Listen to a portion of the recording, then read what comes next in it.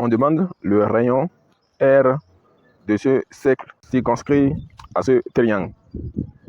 La formule que nous allons appliquer, c'est très simple. R égale A fois B fois C sur 4A.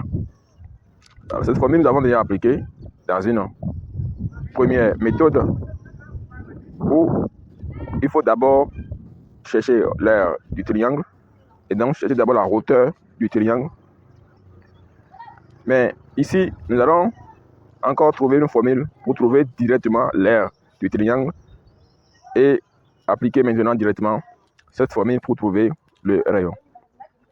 Alors, ce qu'il faut comprendre, c'est que lorsque on veut l'aire de ce triangle, connaissant la longueur des côtés du triangle, nous allons utiliser le théorème d'Héron qui dit que R est égal à la racine carrée de S facteur de S moins A, facteur de S moins B, facteur de S moins C.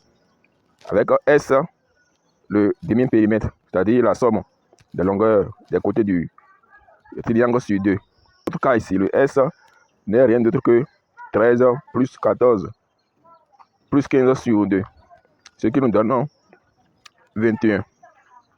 Donc S nous donne 21. Et donc pour calculer l'aire de ce triangle, vous avez racine carrée de 21, facteur de 21 moins A, c'est-à-dire le premier côté, qui est 13, facteur de S moins B, qui est 14, facteur de S moins 15. Et donc, ça va nous donner 21. Facteur de 21 moins 13, ça fait 8. Et facteur de 21 moins 14, ça fait 7. Et 21 moins 15, ça fait 6. Donc, ça va nous donner racine carrée de 21 fois 8 fois 7 fois 6. Ça va nous donner 7056.